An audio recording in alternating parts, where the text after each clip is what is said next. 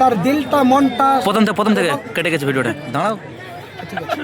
বলতে পারি কালীঘাটের ময়লা মেয়ে তার ঘোমটার ভেতরে খেমটা নাচা বাংলার মানুষ দেখে নিয়েছে। তার চেলা চামটারা আর মহামান্য রাজ্যপাল রাজভবনে বসে বেহাল সম্পত্তির উপরে বসে রাজ্যের গণতন্ত্রের নামে দলতন্ত্র শক্তি প্রয়োগ করতে গিয়ে উল্টো বুর্জুতের তলার ছোঁয়া দুজনার মুখে ঘষে গেছে। একদিকে রাজ্য সরকার, একদিকে কেন্দ্র সরকার।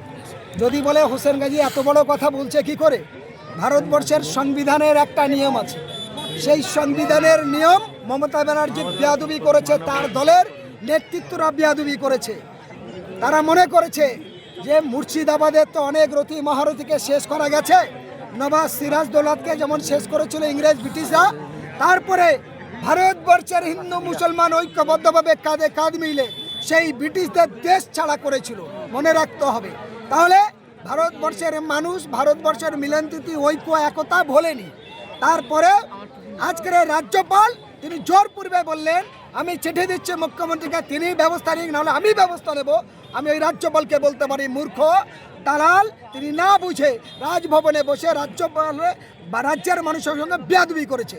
কারণ ভারতবর্ষের সংবিধান 1947 সালে দেশ স্বাধীনতার পর 1949 সালে যখন দেশের সংবিধান তৈরি হয়, সেই সংবিধানে পরিষ্কার আছে, প্রত্যেকটা আর্টিকেল ধারাইতে দেখতে পাবে যে হিন্দু তার মন্দির কেমন হবে, কেমন খাবে, কেমন পুজো করবে, প্রার্থনা করবে তার ব্যাপার।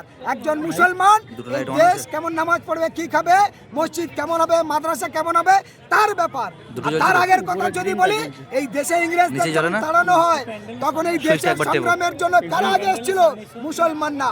তখন হিন্দুদের বলেছিল এক জায়গা হন, তখন পণ্ডিত গান্ধীরা বলেছিল আমরা এক জায়গা হতে গেলে, লড়াই করতে গেলে টাকা কোথায় পাবো?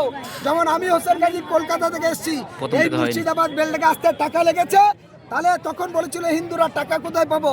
তখন মুসলমানরা বলেছিল আমরা ভিক্ষা করব, 1 পয়সা 2 পয়সা করে চাঁদা তুলে তুলে লক্ষাধিক টাকা পণ্ডিত গান্ধীদের হাতে দিয়ে বলেছিলেন যান দেশ ভ্রমণ করুন। তারপরে হিন্দু মুসলমান একসঙ্গে ইংরেজ ব্রিটিশদের বিরুদ্ধে লড়াই করে তবে ব্রিটিশ 1947 সালে ভারত ছাড়ে। তারপরে 1947 সালের 15 আগস্ট দেশ স্বাধীন হয়, 1949 সালে দেশের সংবিধান হয়, সেই সংবিধানে সেকুলার বলা আছে।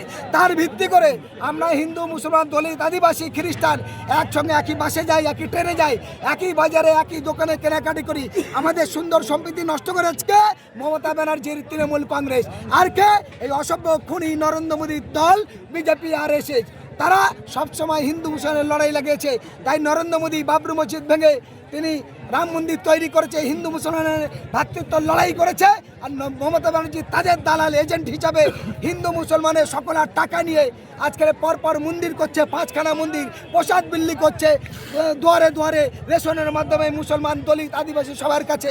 আমি বলতে চাই মমতা ব্যানার্জি কার টাকায় মন্দির আর মসজিদ করছো? তোমার বাপের টাকা না, মুসলমান হিন্দু দলিতদের টাকায়। কিন্তু মুর্শিদাবাদ বেলডাঙ্গায় এই যে বাবরি মসজিদের শিলান্যাস হচ্ছে, সেই টাকাটা কার? মমতার বাপের টাকা নয়, মোদির বাপের টাকা নয়, আর রাজ্যপালের বাপের টাকা নয়, মুসলমানদের টাকা, হুমায়ুন কবিরের টাকা।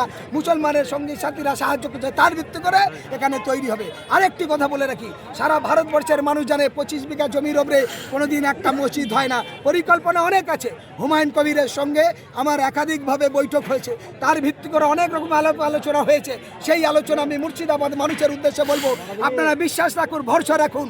আর যারা রাজনৈতিক কারবারি করে মুর্শিদাবাদ সহ গোটা বাংলায় মুসলমানকে কলঙ্কিত করছে, তাদের বিরুদ্ধে রুখে দাঁড়ান। কারণ আপনারা যদি ধৈর্য রাখেন, এই মুর্শিদাবাদের ইউনিভার্সিটি নতুন করে তৈরি হবে, এখানে ভালো স্বাস্থ্যকেন্দ্র তৈরি হবে, এখানে গরিব ছেলে মেয়ে পড়ানোর জন্য উন্নত মানের LLB B.Ed ভালো করে ইঞ্জিনিয়ারিং কলেজ তৈরি হবে। আপনারা সেই সহ্য রাখুন। কারণ এতদিন করেনি বা করতে পারিনি কেন?